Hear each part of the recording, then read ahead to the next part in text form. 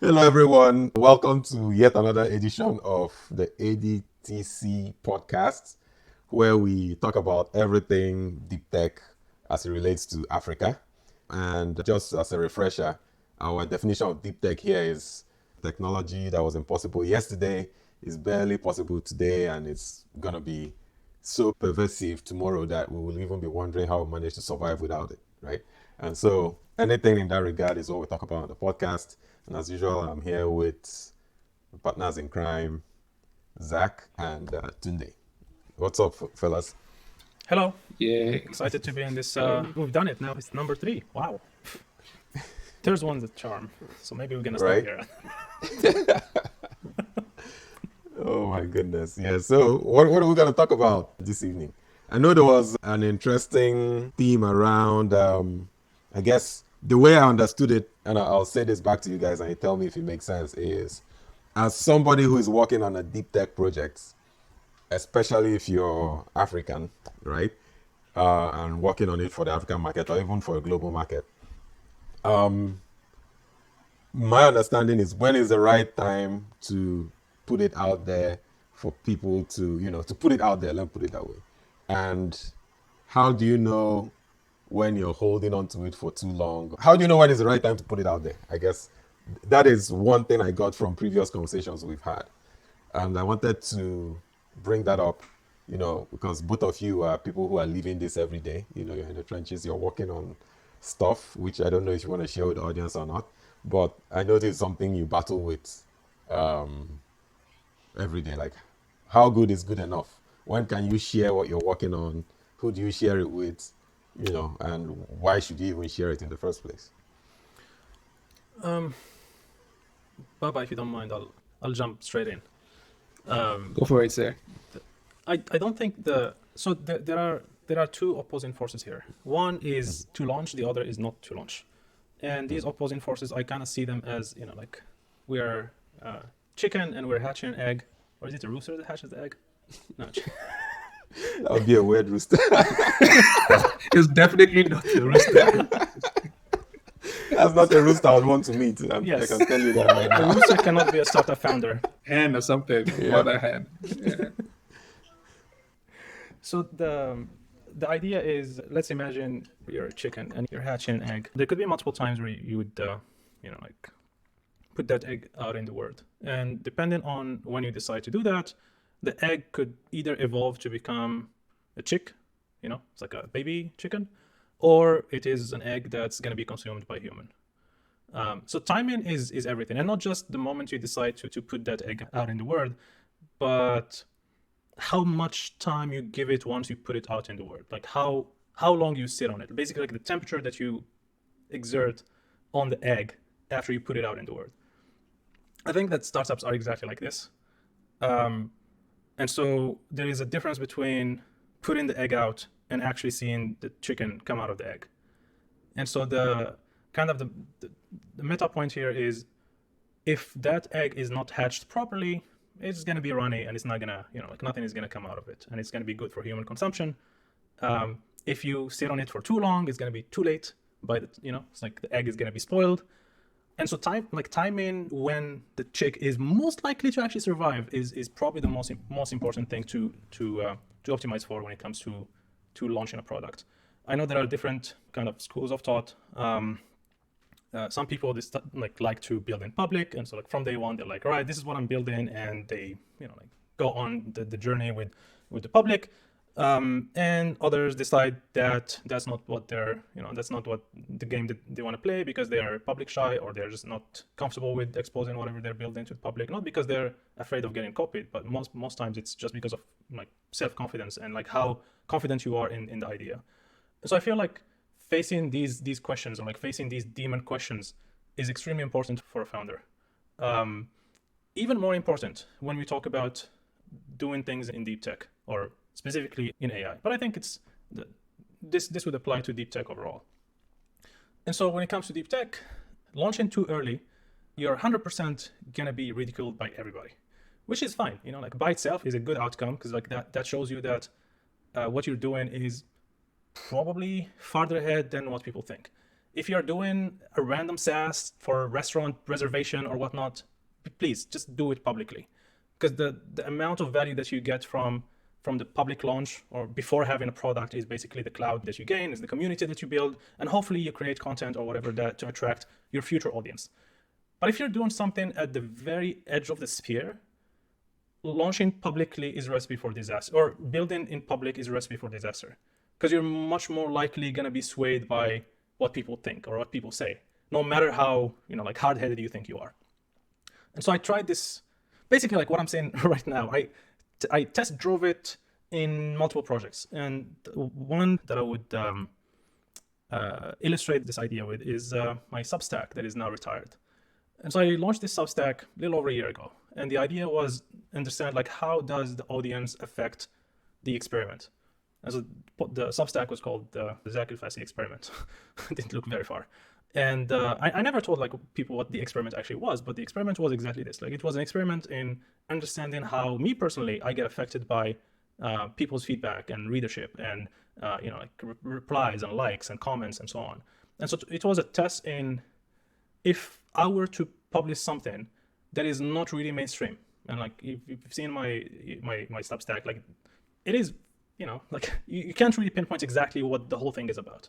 It is very different than what you would read, and that's the intent. The intent was not to talk about like the freshest topics stuff in tech or like whatever. No, the purpose was very selfish. The purpose was to really understand how does the audience affect me as a creator when it comes to different projects. And so I got to kind of understand how I operate in this within these variables. And so extrapolating the writing a Substack about random things and seeing like how I get affected by the audience is something that I took to what I'm working on right now. And I have really internalized the lesson that when the audience is not ready, it's better to start small. And so like this is where the conclusion of this point, there is a correlation or inverse correlation between how potentially far ahead the thing is and how likely it is that it's going to require more time post the hatching period. I have a ton of, I have at least 2 questions on that, but I will love to hear from Baba, hear your perspective. Yeah, no. Sorry, I was shining my teeth from ear to ear because this shows exactly why I like talking to Zach. When I'm going through my down episodes. I think one thing I'll add to that is just maybe the personal dynamics of like the psychological thing a founder or a deep tech project coordinator or builder might be experiencing. So, and I think for me, it's kind of like this idea of limiting self-beliefs, right? Having come from our community, right? So I don't know of anyone in my network that has built and successfully launched like a deep tech project that I could talk to, right? So I think I was listening to like one of these, Steve Jobs TikTok videos and stuff, and he was talking about when I was growing up, like he had the opportunity of like, if he needed to talk, if he needed something, he could look in the yellow pages and pick up the phone and call like the CEO of this particular company, and then he got a job there and blah, blah, blah.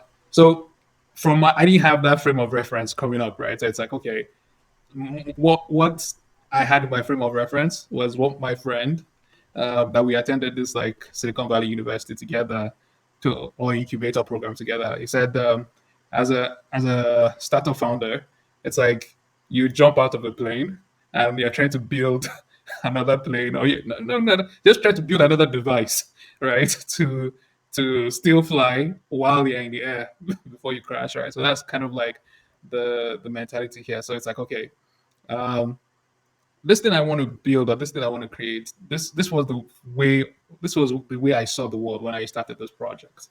XYZ was the state of the project. There was no ChatGPT when I started this, like in 2019, 2020.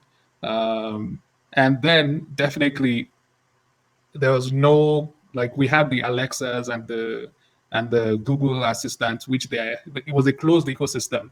right? The deep tech leaders, it was a closed ecosystem. So there was no, if you wanted to build custom experiences, if the development platforms don't support it, then your hands are tied. So a lot of the experiments I wanted to do, I couldn't really do it on any of the platforms. So hence I had to start creating my own platform. So yeah, I'm trying to hatch this egg, right? So, and I was feeling close, like, okay, this egg is about to hatch, right? Based on what I was looking at as the market dynamics. And then boom, ChatGPT hits, and with like, and all the ecosystem, like before, it felt like it was like a bunch of like few researchers, and I felt like I was one of the product people back then.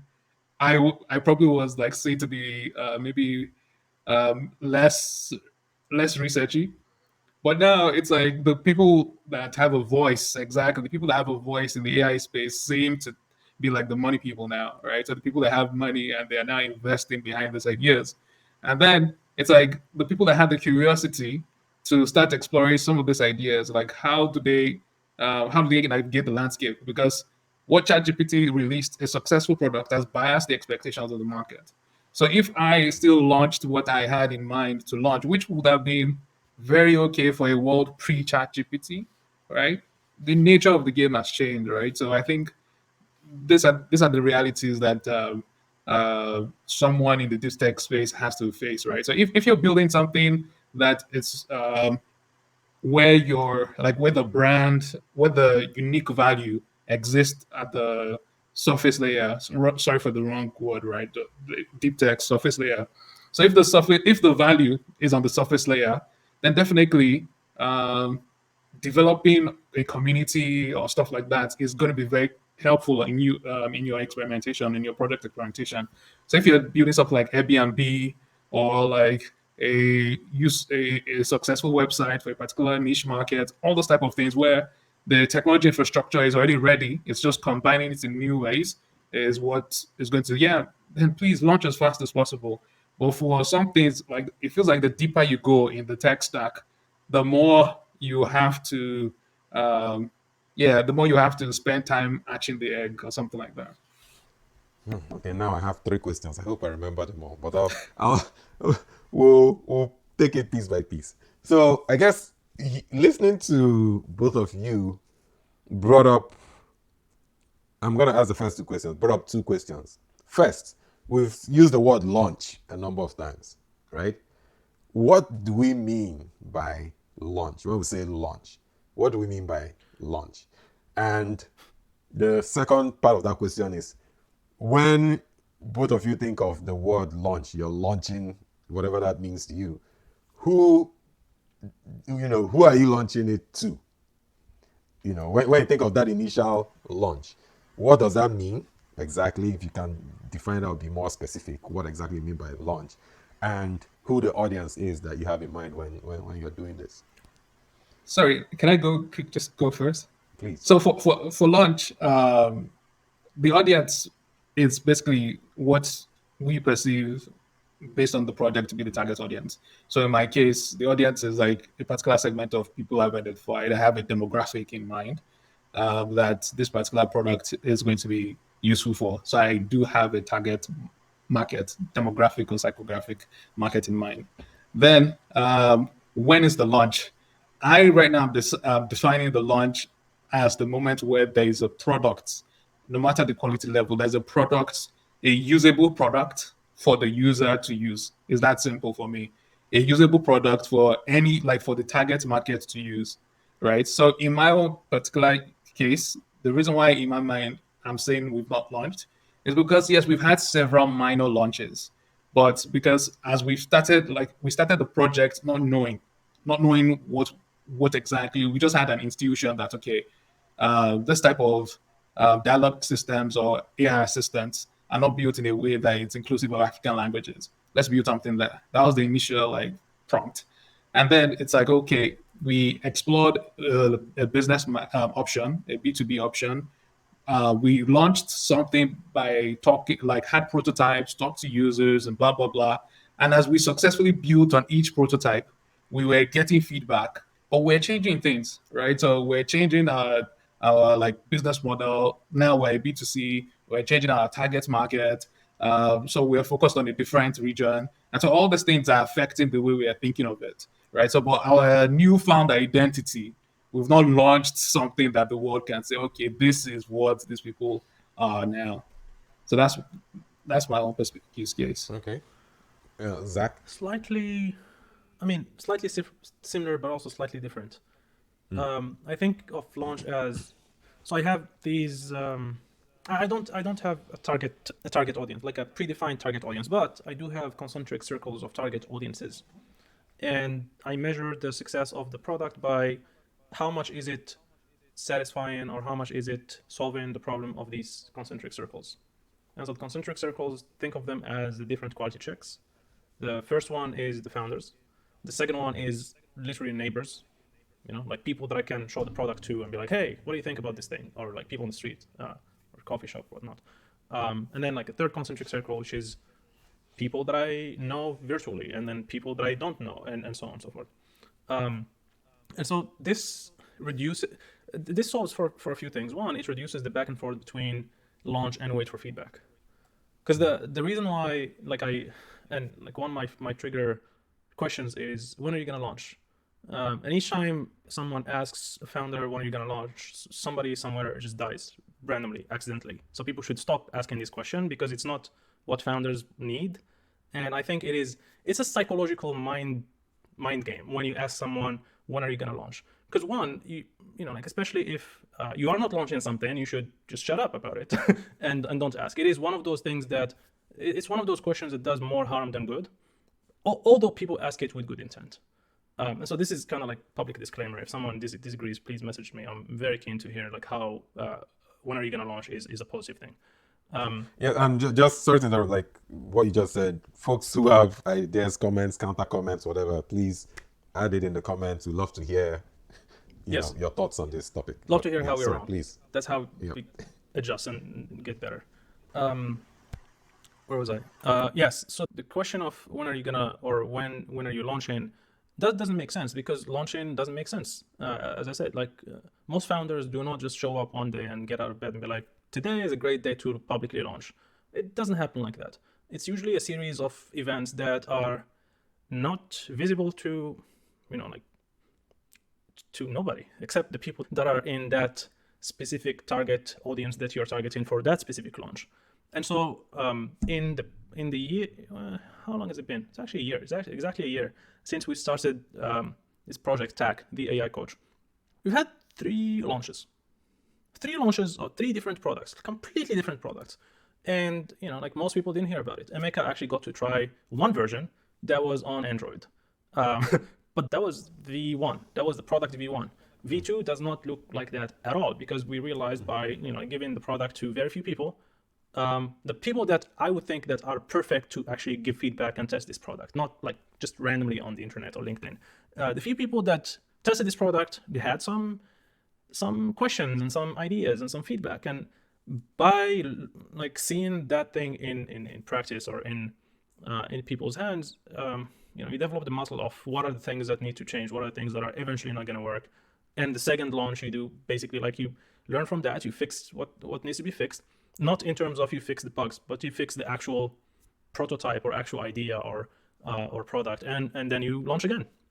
And so the lead up to whatever public launch people drum up on Product Hunt or whatnot is usually a series of grueling launches that nobody cares about except the founding team and maybe their family and maybe their close friends.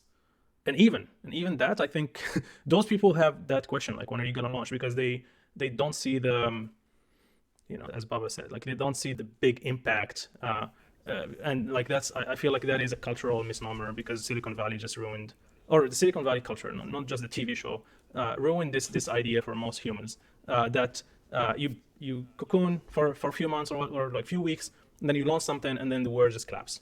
No, absolutely wrong. It is a series of grueling small events that nobody cares about.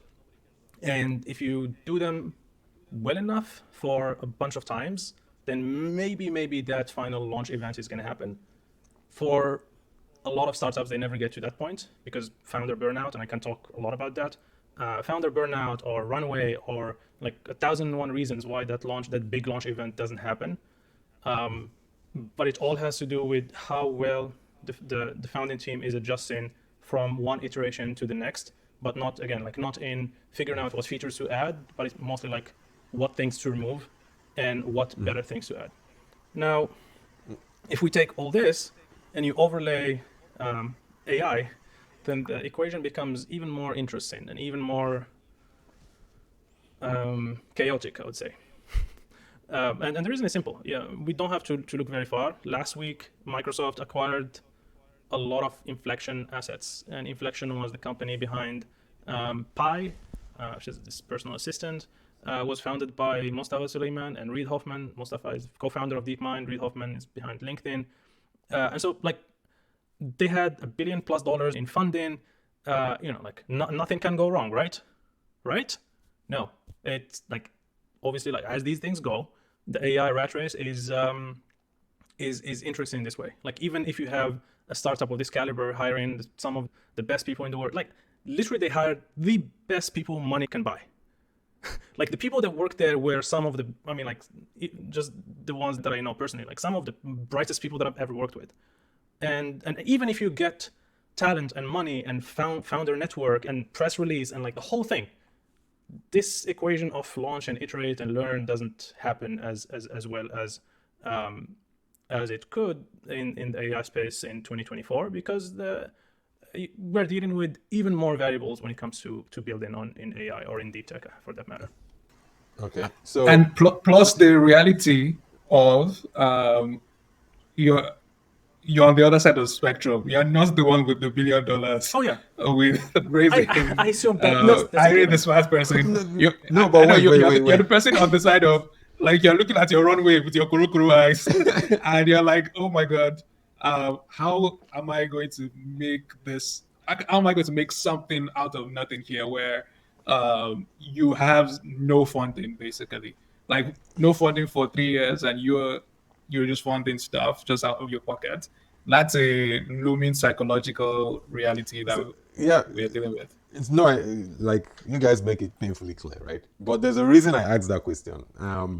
It seems that there is different expectations, at least that's the way it looks to me, as to what a launch is, or different perceptions or different expectations. Because even what Baba said, the way Baba answered the question and the way Zach answered it, launch was two different things. For example, Zach talked about iterative little releases to a big launch, right? And the way I understood what Baba said, he wasn't even talking about iterative releases, right? It was more like, hey, when do I even feel good enough to put this out there for people beyond myself and maybe my family or whatever to see, right? So I think I spoke about iterative launches now. I told you, like, the product had been evolving. I'd launched, and with series of launching, I was changing things, changing like the business model, changing the target market.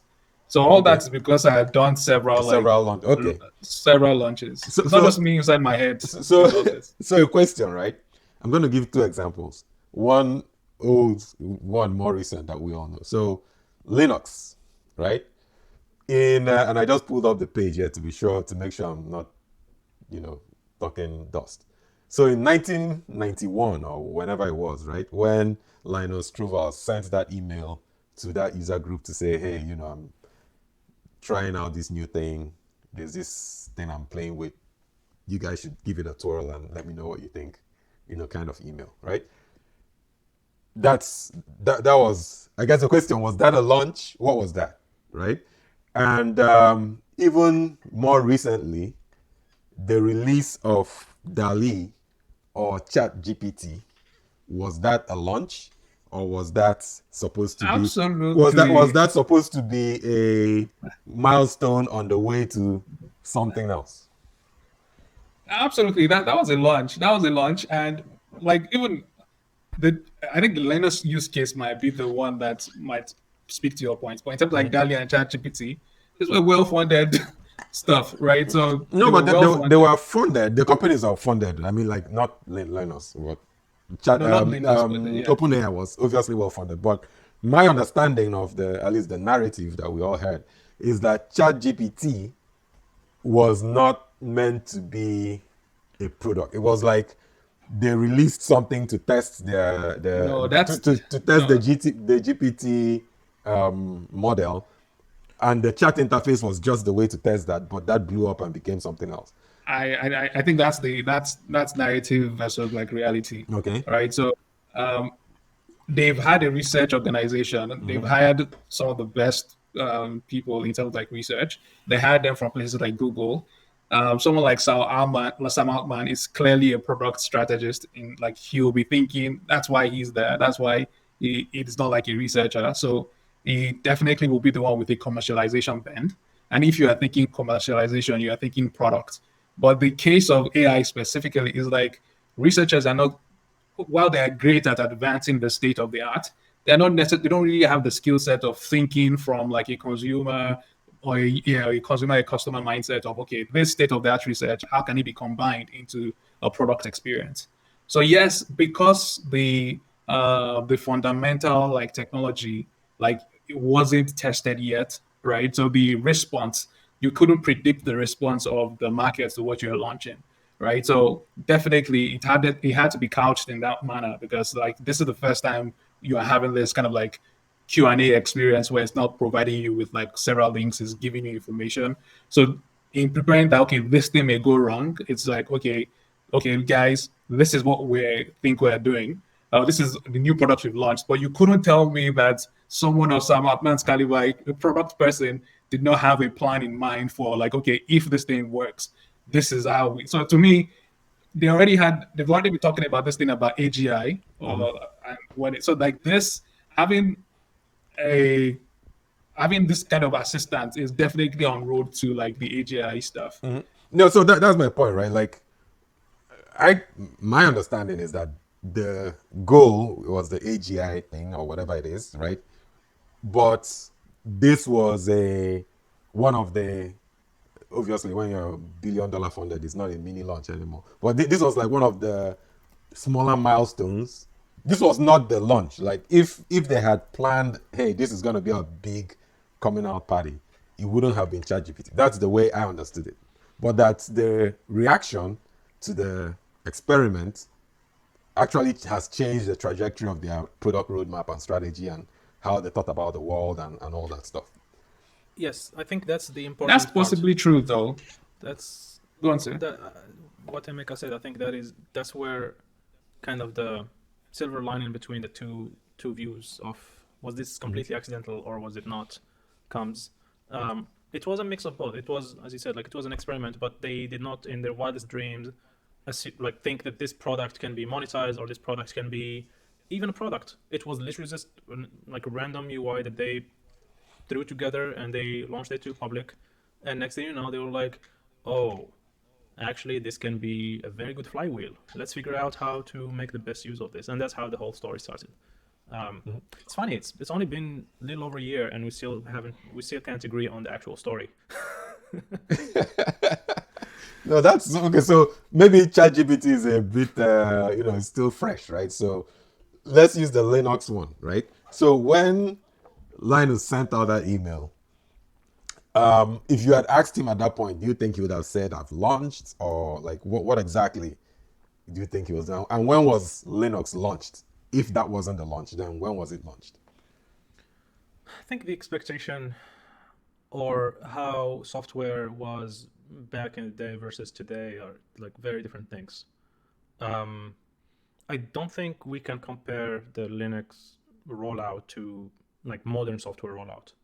Like maybe, like if you're doing research and like you want to involve like random researchers from all over the world, of course you're gonna go to a news group and be like, hey, this is what I'm working on. Like like we've all done it at some point. But that is not that it doesn't seem like that's how things are in 2024. Again, like just to reiterate the example that I gave with inflection, it is very hard to create any product in 2024. And the reason is because on the one hand, the complexity has increased dramatically. The complexity of what could be considered good enough. And the reason is, like if you have GPT that can write or Claude that can write good enough code, all of a sudden you have more coders. All of a sudden you have more people that can do, like the previous complexity. And so in order to emerge out of this complexity, you have to think what's slightly more complex that's gonna at least give you a leeway in creating. Because otherwise you're just gonna create a thing, and tomorrow is gonna be like 20 different similar things. And this is not about like people wanting to copy or whatnot. Copying is great. We're here because a bunch of people copied each other. The problem is it doesn't give you enough time to think through the problem that you're solving or think through the solution that you're bringing to the market. And I think this is like my personal philosophy is take your sweet time understanding exactly what you're doing. Either, and this is kind of like where I diverge. Either by putting the thing in people's hands publicly, like in Twitter or community or whatever, or by figuring out your own personal strategy that works for you. And again, all this under the disclaimer that most founders are I'm gonna talk about myself. I know how to lie to myself really well. And so that's something that I constantly try to watch out for. And so like when I say something, like as in like product launch or like what's the timeline for this or like what's the next iteration or whatnot, there's always the parts of my brain of, am I lying to myself? And why? Or why not? And I have to justify that time and again before trusting myself, because over time, like you just, like you notice that there are some things that make founders who they are, and those are in most cases, like blind spots. And so I don't want the blind spot to be, like not thinking something through, or not, like not second guessing my own decision or my own strategies. And so that's why, like, that's why I personally get triggered when someone asks, like, when are you going to launch? We're like, okay, well, you clearly don't know how this thing works. And if someone when people ask that, are they asking when are you gonna be on TechCrunch, or are they asking when are you gonna do the mini? Yeah. Like what? So let me put it this way: is it when am I gonna see you on TechCrunch, or is it when am I gonna see your demo? Yes, it is. Which do you think it is? When you hear, it's typically when are we gonna hear about the $1 billion round? And I'm like, that's that. Okay. I see. In my own case, I think it's when I hear about the demo. That's when people tell me, or what goes through my head when people ask me, when are you going to launch? Mm-hmm. And I think in my mind, how I see both the Linux example linked to Zach's example and my own example is through this process, right? So, Zach and I have always been like, I feel like since I've gotten to know him better, like we're not inside the box thinkers, right? So we are outside the box thinkers. So I feel like, but we've always been experimenting, or we've had the opportunity to experiment our ideas or something like in a corporate environment. So, but one thing I've learned, or one thing I had to like learn or like get out the window is there are two things that it feels like I'm launching. It feels like, yes, I'm launching a startup, but I'm also launching an organization, right? So, and this goes into like, okay, sort of like as a founder or whatever, you have to find out like what exactly are you trying to do? Because exactly, does the world need another XYZ if that's what you're trying to do? Are you trying to do this like for money? Like what exactly are you trying to achieve? Right. So for us, get that motive because of what we're trying to achieve. It's like, okay, I'm not just launching one product. I need to have an organization in place that can launch several successive products. So for me, it's like, okay, I've launched when I can do both things. When I have the capacity to maintain whatever I launch and improve it, and when I actually give that thing to the user. So when Linus sent out that message, I'm sure that, okay, he already had the capacity to make what he was doing better, and he wanted to give feedback. So in my own case, I had to walk through all my own self-limiting beliefs. Like I hadn't been a software engineer in like decades, and so I used to label myself as a software engineer. Then I started labeling myself as a product manager. Then I started labeling myself as a technical program manager. And now it's like I started to try to hire people, right? Because that's the thing that's my current experience here. But none of the people that I had could do what I wanted. So I had to go back to start writing code. So there's still that question of, okay, how do you ensure you have the capacity in place to start executing on whatever idea you have? So those two things are the things that I think that come to my mind when I say, okay, this particular organization, whether it's a one-man organization or a 5-man operation or a 10-man operation, once they have the capacity to launch something and improve on it, and they've presented something to their target user. Yeah, and you mentioned something, thanks for sharing that actually. You mentioned something that I think is really key, which is the motive, right? Because I think that's at the end of the day is like that's the key driver here, right? And so your motive for building what you're building, like why are you building it in the first place, right? Are you building it for the money? Are you building it to scratch an itch that you have, solve your personal problem because you feel the world would be a better place, whatever, right? Why are you doing it? And I think that impacts how you think about putting it out there, why, when, and with whom. One thing I've seen, and this is me not being a deep tech founder, but being close to people who have worked on deep tech or who are working on deep tech, and also I guess reading about people who have done a lot of stuff, is that at the end of the day, people launch for support. Now, support could mean different things. There is financial support, obviously, which is which is important. But then there's also that support of validation, if you will. Especially when you're working on something that is new, that is very novel, right? There is that support of, I guess in the case of Linux, that he got from, because he wasn't getting paid, he didn't raise funding from sending that email or anything. But I think he got that support from having a community of people who believed in what he was building or were curious enough to use it, and I think that is what gave him the fuel to keep going. And that without that, who knows, maybe the code would have ended up in a hard drive that got scrapped at some point. But I just thought I would throw that out there. I don't know how you guys would react to that.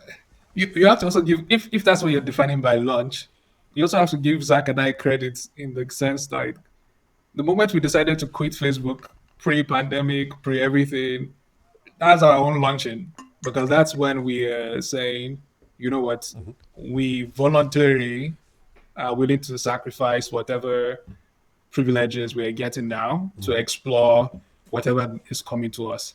So that's we literally launched ourselves out of our job. Yep. But then we had to have like several successive validations, right? So everything you said is 100% valid.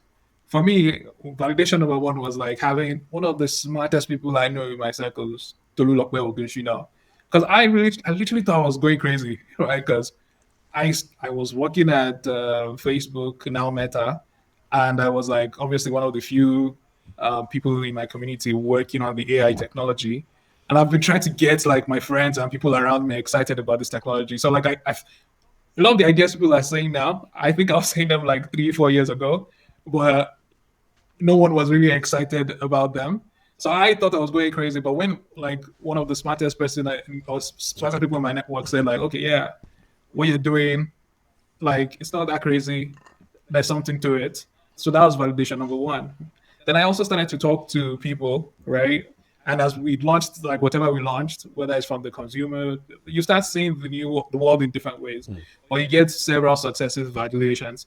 And for me, one huge validation is like one of the people I respect, my boss in the Bay Area, Elon Podze. And I think I reached out to him and we're catching up, and it's like, okay, what validation do you need? I'm like, I want to know, because I'm like, I'm not in business. I want to know like there's some value here, because sometimes when we're building, like I'm like, oh, I've not gotten into YC, all those things I've not launched yet. So how am I sure I'm good? And he's like, see, I'm giving you validation. if that's the validation, I hereby knight you. I hereby knight you. Consider yourself validated. So yeah, so like I agree with you. Like you need that support and launching and stuff. But I'll chip in something before Zach jumps on it, right?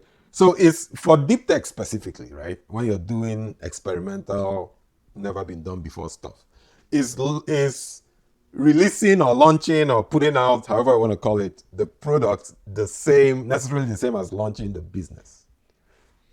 Because I think I caught a little bit of that about what you talked about. Like, I know obviously like being able to do both at the same time is ideal. Like that's where we all want to be, right? But are they necessarily the same thing, or should they be, or like how have other people done it? How has it worked? Is it necessarily like what folks' thoughts on that? Maybe Zach, you can incorporate that in your answer if possible.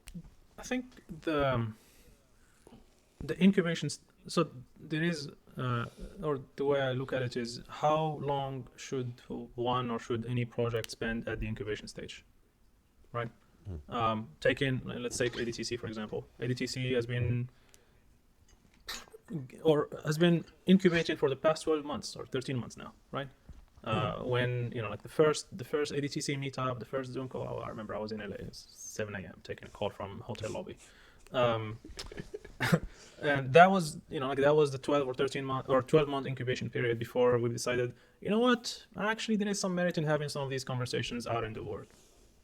Right now, let me ask you, like, how would you have done it differently? Like having these conversations, or this conversation that we're having now, like how would this conversation be different if we've had it without that background of 12 months? I can tell you. Yeah. I can answer the question right now. Like it wouldn't. I don't think it would have worked out, right? But then it actually goes back to what we're saying, because the original plan was to wait until everything was set up, have everything set up, and then boom, launch this deep tech. It wasn't even meant to be a deep tech community. It was meant to be like a company or something, a fund or something like that for deep tech, right? To go big from day one. Yeah. That was like the thing. But because of how daunting that was, analysis paralysis, all that stuff, and thanks to you guys and Fumi as well, who is not on the podcast today, but Fumi, we see you. It was like, hey, start something, like launch something, right? Do something. And which was why we had that first meeting. I said, okay, let's have a series of meetings where people talk about stuff that's interesting to them, and we'll see where it goes, right? So you want to call that a launch? Maybe not. I don't know, right? But that was the first iteration. But without that, to your point, Zach, like ADTC as currently exists, the community that we have today definitely wouldn't be there at all. Correct. And so going back to my chicken metaphors, you could tell that I've been very hungry. I haven't had any food. The egg stage or the founding stage is when like you meet your co-founder or solo and you decide, you know what, okay, this is what I'm gonna do. There are two things that are required. There needs to be DNA and there needs to be calcium. Egg or chicken trivia. One of the reasons why chickens lay eggs is because they need to excrete extra calcium they have. And so the calcium in this case is, or the DNA in this case is the idea, or like the teeny tiny nucleus on top of which like the whole thing is built. Like if we take Facebook, for example, that teeny tiny nucleus is the actual network. Like people want to have their own face or and real name on the internet, and there's a network that could be built on top of that. That's the core DNA. Everything else on top doesn't really matter. And the second thing is the calcium, and calcium in this case is the runway and funding.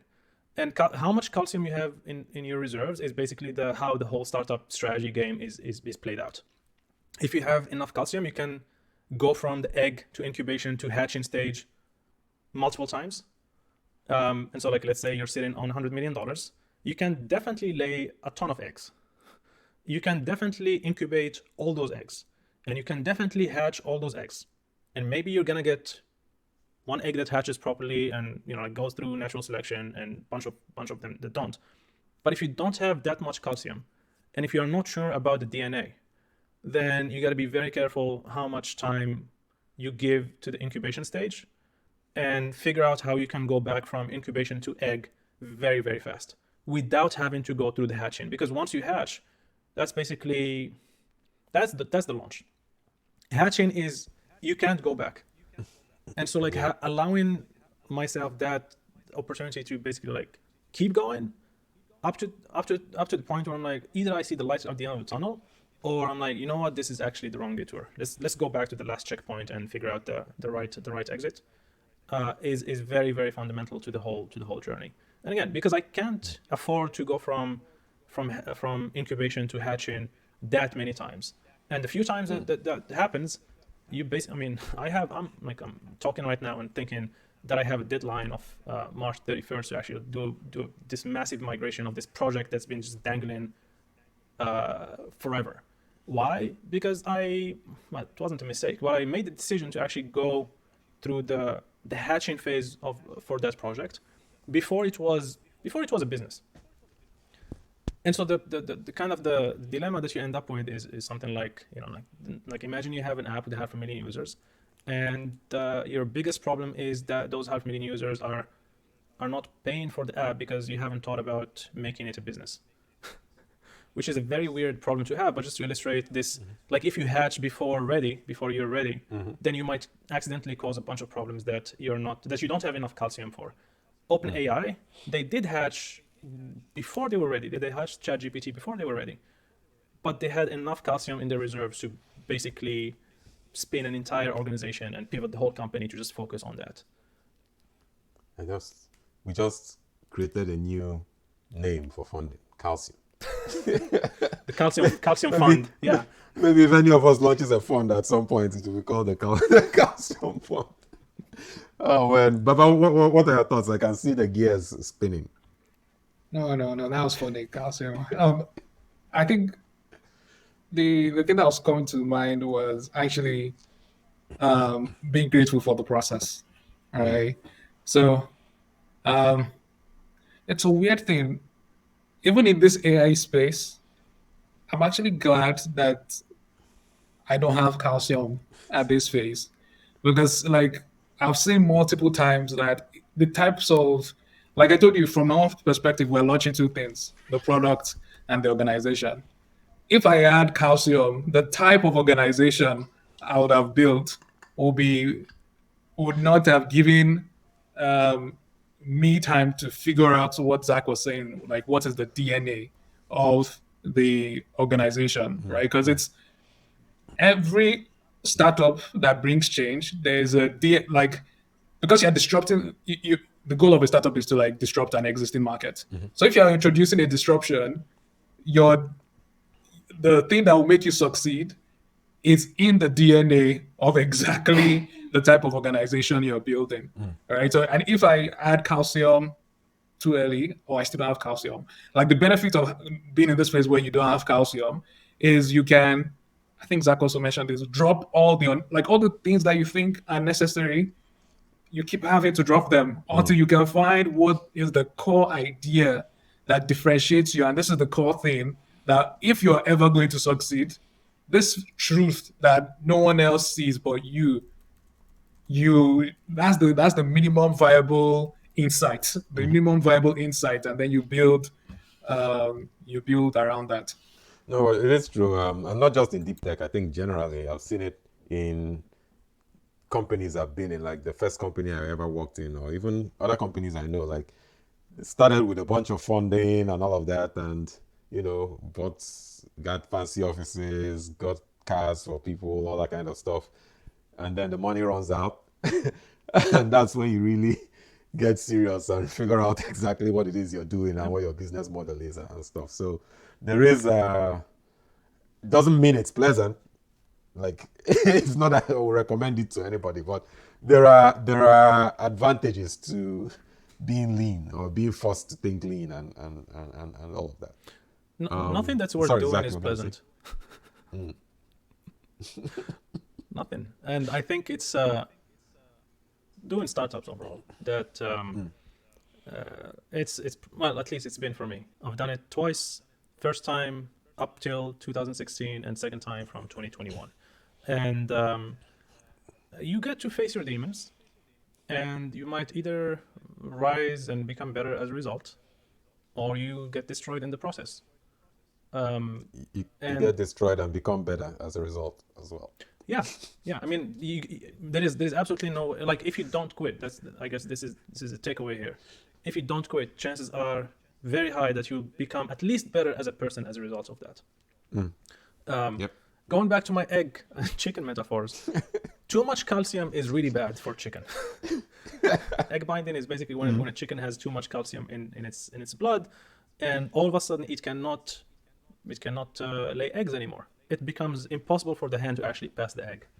And I feel like very well-funded startups are exactly like this. They are chicken with a lot of calcium in their blood, and all of a sudden it's like, oh, the thing that's supposed to actually help is all of a sudden damaging. It's if you haven't done startups like the hard way, you're probably never gonna see it. Founders that have done startups founded from day one, they never get to experience this. They're and you can look at the data and see like how the success variance is very very high when it comes to founders that take money from day one, because typically it is injecting too many resources and too much trust into a system that haven't figured out itself. And so I feel like part of the healthy founder journey is actually go through these very unhealthy parts of doubt and down cycles and whatever, in order to, again, face your demons and see exactly what you stand for and see who you are. But also at the same time, figure out whether the thing that you're spending your waking hours and sleepless nights on is the thing that you want to do. No, I swear, it's like sometimes when Zach tells the story, it's as if I'm talking to my digital twin, because my two founding experiences were exactly the same. Okay, like maybe a year before him, 2015, 2016, that was my first company, and now again around 2020, 2021 was this new exploration. no, but that's interesting. I was gonna say that even not just that this excess calcium analogy does not just apply to startups, but also established companies who, because of where they're at, find it hard to innovate or reinvent themselves when the game changes. Because of this, I love this analogy, calcium. There's actually a that's lot my big- to learn from. That's my from chickens. Yes. I was thinking that it only made sense on the table. Chicken on the dinner technology. table. But now I'm learning so much more. Okay, I think we are getting to that point where we can start bringing it home. I wanted us to close with, there was a quote we tweeted out of the ADTC social media handles, which you should follow if you're not doing that already. If you're watching this and you're not following our handles, we need to talk. Seriously.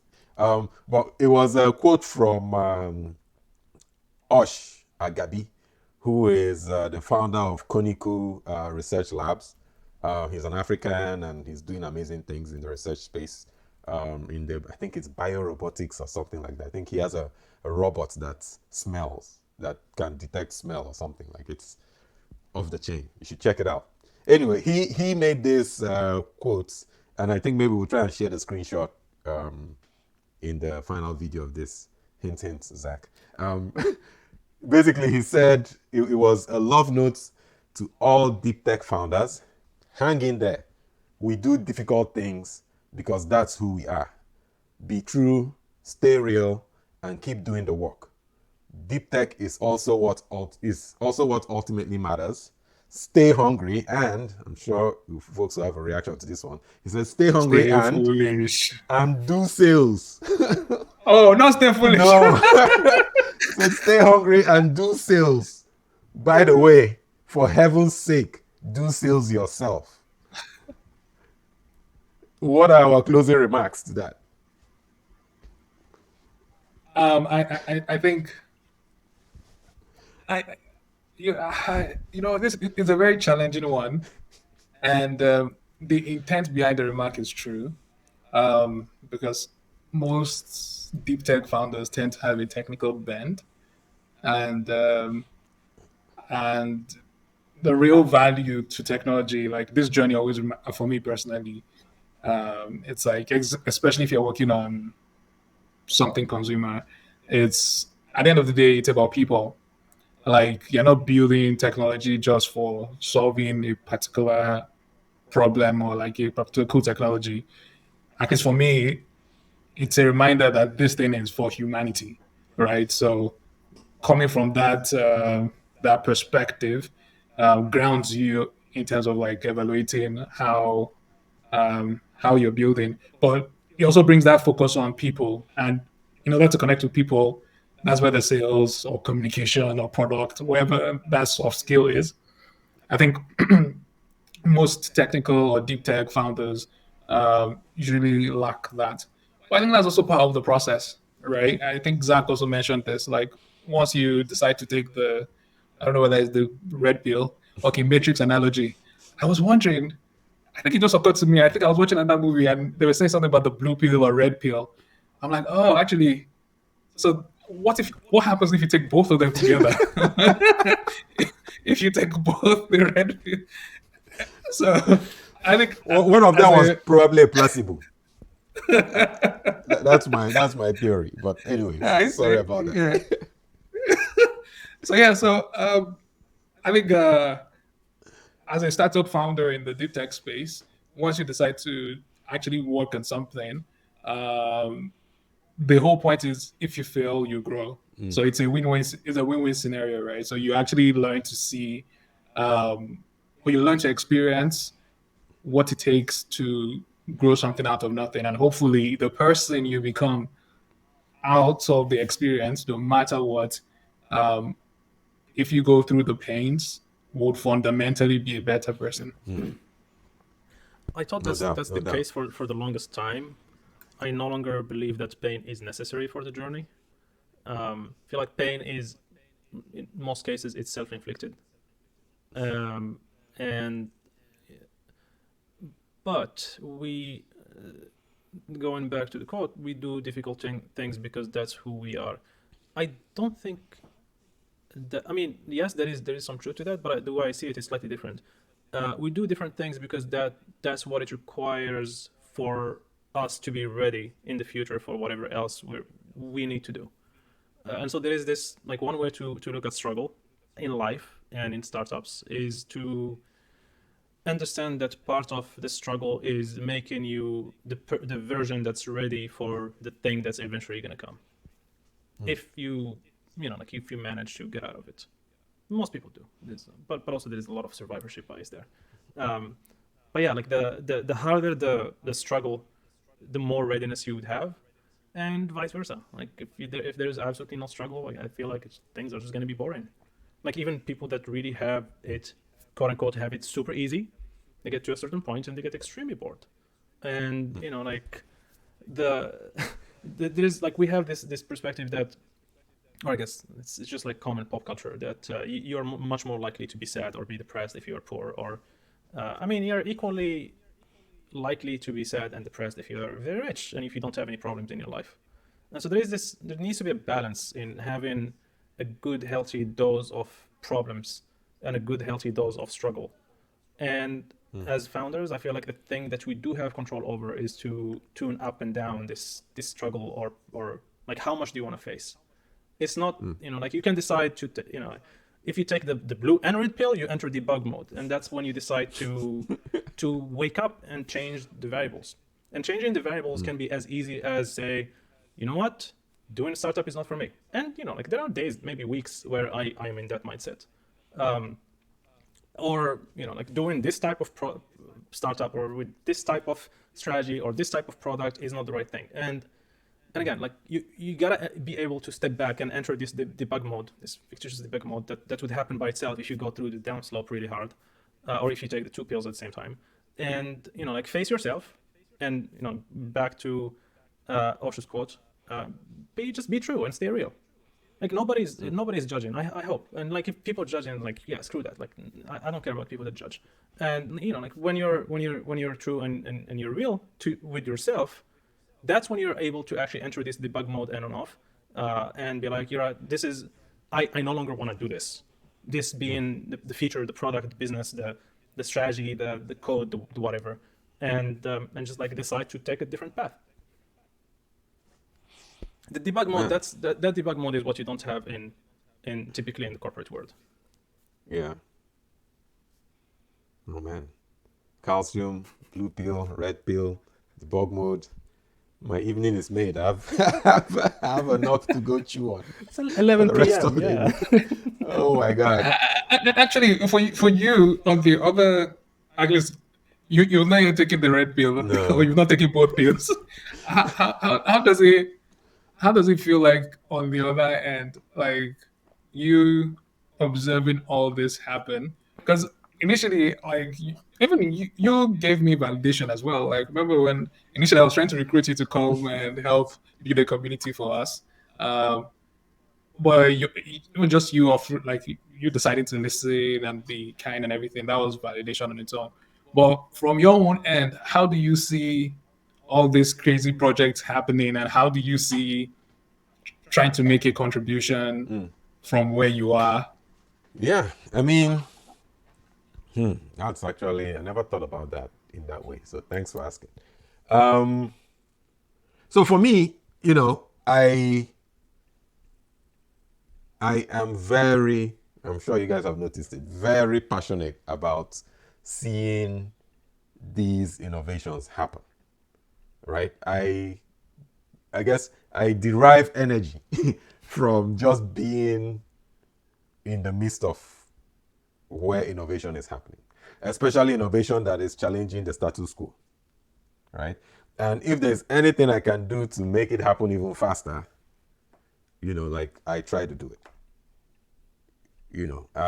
which is the whole point of ADTC, right? ADTC is supposed to be that community that basically encourages people to provides that, let me not say encourage it, because I think the motivation comes from within, right?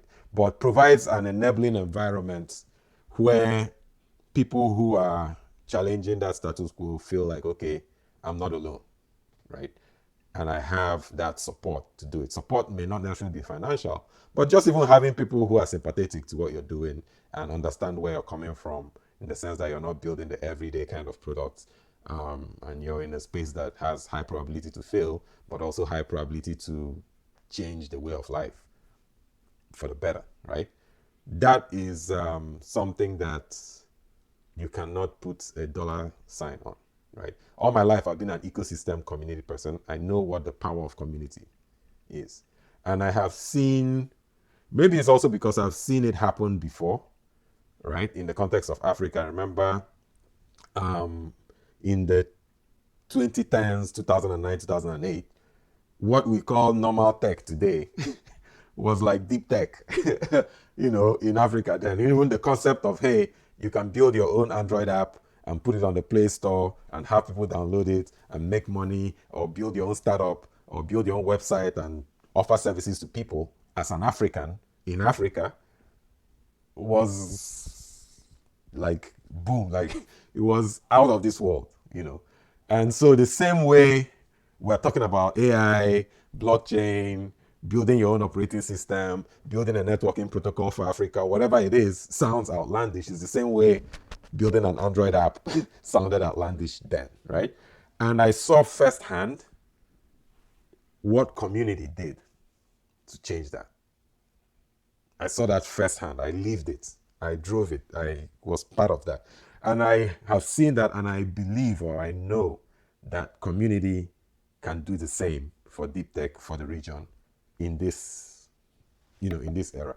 And that feeling I got then, I guess, is what I'm chasing again, maybe like a junkie of some sort or something like that. Or maybe somebody who built and sold a startup, doing their next startup, maybe you're chasing that same feeling or whatever, right? And so it's that same rush. I know what it is, and I feed off that kind of stuff. So for me, I know what community can do. And I'm seeing it happening already. You guys may not see it, but I see it already. Like, I see a lot of similarities with back then. I see the threads are slowly coming together, gathering from different places. And man, every day, like I feel it. I feel it. So for me, just being in that environment where this thing is cooking and I can see it evolving, and I know that it's gonna play out. It may take some time, but that's what keeps me going. So I don't know if that answers your question, but that's what I get out of it. Being in that environment, doing my bit to enable it, knowing fully well that it's gonna play out just like it played out before. For me, that's what I'm feeding off of. Yeah, and sometimes this is what happened in 2016, for example. I realized that my value to the rest of the pie is much better if I was not actually doing my own thing in Morocco. And so, like, and we had this conversation, me and Emeka, and we're like, well, you know what? Okay, I'm just gonna apply to this role that you have on team, and that was that. Because like, part of facing my demons is realizing that there is an invisible ceiling that I was already hitting, and there wasn't much that I could do about it at the time. And so it was either, sit back and wait, or be useful somewhere. And like, I end up actually working with a bunch of developers and startup people, and that gave me the energy that I was missing. But also it gave me the perspective, and that I had a lot of empathy for those people, and yada yada. Like, it ended up being the opposite of a zero-sum game. Because the zero-sum game would be to just optimize locally and figure out, like, okay, like, I want to do this thing so bad, and I want to make it work so bad that I'm just gonna be, like, I'm not gonna look at any other opportunity that might actually solve the problem that I'm trying to solve.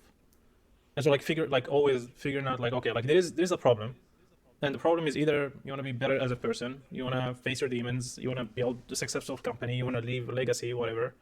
And there are different ways to solve them. And sometimes, like, doing startup is, might not be the best thing to do at that point. And so that's why I am not a startup maximalist. Like, by no means I'm saying, like, everybody should wake up and dream of building their own company. It's mostly about aligning what you're passionate about, what you want to solve in the world, with the highest leverage point that where you can achieve that. Most def. Fascinated. And just another question for you, Zach. So, how is there any universe where you think you can get more support from people who, or in the expectation of getting support from people who are part of, like, existing organizations who have not taken the red pill? Is it valid for founders to have, in deep tech, to have some expectations of getting support from their network who don't think like them? I've washed my hand over, like, expecting support from people a long time ago. I just texted actually a friend earlier today. I told him this was related to something very different. It was actually related to producing YouTube videos, funny enough, which is what we're gonna do after this is done. And wait, let me see what I texted him. I said, don't expect people to know that they need to like and subscribe the video. Which, by the way, if you're listening and watching, please do that. It helps. I don't know who is it gonna help, but if 200 people watch this stuff and they don't subscribe, it means that they're selfish. Let me put it this way, because they don't want the content to spread to more people. And so if you watch this far, I'm not gonna ask twice. You know what to do. That's the selfless thing to do. If you don't like and subscribe, we will find you. I'll find you and name you and shame you. And so what I told him is basically to, like, not to shy away from asking people to like and subscribe. And, again, sorry, like, I didn't mean, like, people that don't like and subscribe are selfish, but it's sometimes you just get too in the zone, or, like, you're driving or whatnot, and, like, liking and subscribing to something is the least of your priorities. And so having that prompt, it's almost like wakes people up to the fact that there is an action to be done. And so, like, thinking about call to actions is the healthy way of thinking about expectations. Like, I don't have any expectations from anybody in my network, because I would assume that nobody has a time to think about anybody else but themselves. And so if whatever I'm doing is potentially going to help somebody, then yes, of course they reach out and they try to schedule meetings and talk and whatnot. But if whatever I'm doing is so distant from their day to day, and they just, in their head, they don't see the link, how is it going to help them? How is it going to help them make more money? How is it going to help them raise their kids or whatnot? Then it's not going to be a proactive action from their side. And so, like, I never take not being helpful against anybody, because I know it's just human nature and like how we are geared to not think about everyone else, to minimize brain space and brain power on the thing that is immediate.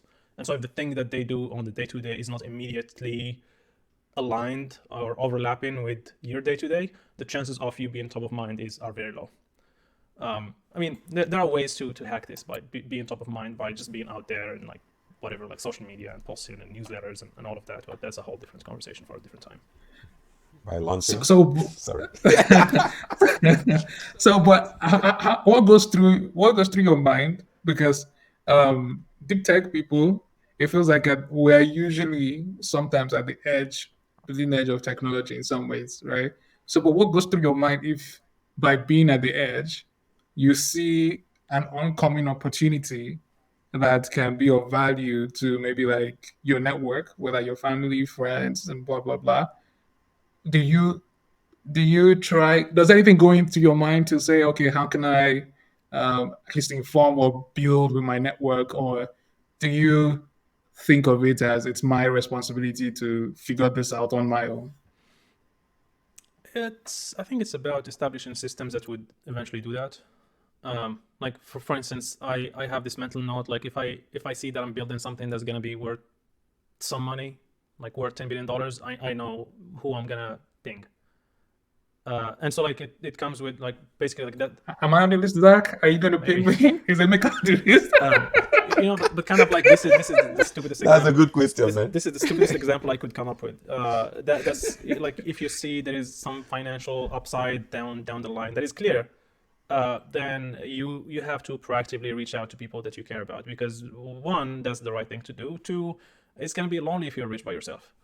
It's gonna be very lonely. You would have to reinvent your entire network, and so kind of like it's this edge of your edge of the question. It's like if there is monetary reward, then there are certain number of people and so on that would clearly hear about it. But then again, like it's about figuring out like what are the systems that you're gonna put in place that's gonna help with that. Emeka snarkily again like said launch. I agree. Launching is a good thing. That's why there is actually like you can join the waitlist for in the aicoach.com. Have you done that? I don't know. And so like if you've joined, I think I did for the last one. Okay. Like you would hopefully get some emails and communication and reminders and like whatever updates that are out there. And so kind of like that is an example of a system that's kind of like embedded. And so like a what's called a splash page or landing page can be such a system, because and like you put it in front of people and be like, hey, this is loosely what the thing is. If you're interested to hear more, then this is how you can do it. But you can't keep dragging people down their hand and be like, hey, can you please subscribe? Can you please do this? Can you please join the waitlist? Like after a certain point, just like, I have too many chicken and hens to worry about that I'm not gonna like try to hoard each one of them. Yeah, okay. I think I'm also going to do a shameless plug. Speaking of Emeka and launching, we have a demo on our website, amazetu.com. It uses, I call it interactive experiences, but AI and other stuff to help you like learn French. Through just a listening and speak interface. So check it out. It's a demo, please, guys. It's a demo. We're gonna put the link in the show notes for this video, and everybody's gonna click it. But yeah, see, we launched 2 launches in one podcast. This must be some kind of world record or something. But cool, man. This has been, I am way smarter than I was an hour and a half ago. And chicken biology. Chicken by like, all I need to do now is find the calcium, man. Yeah, that's the missing link. But no, seriously, like thank you so much. This has been very wholesome. And if you're watching, again, this is ADTC podcast, Africa Deep Tech Community, where we talk about everything around deep tech for Africans by Africans to the world, and so on. Please like and subscribe. And we do have our Substack where we share summaries of our monthly meetups, where the brightest minds in the region come to share some of the things they are working on in the deep tech space, from AI, blockchain, Web3, hardware. Man, we had a blockbuster session last weekend, but anyway, we wait till the summary comes out. Yeah, we'll talk about so it next time. folks come to share what they're working on. So subscribe to the Substack to know what's up, and if you think you want to be part of those sessions, reach out, and we'll see if we can get you an invite to attend. But thank you for watching, folks. Thanks for hanging out, and until next one, we'll sign out and see you on the next one. See ya. Thank you. All right. Peace.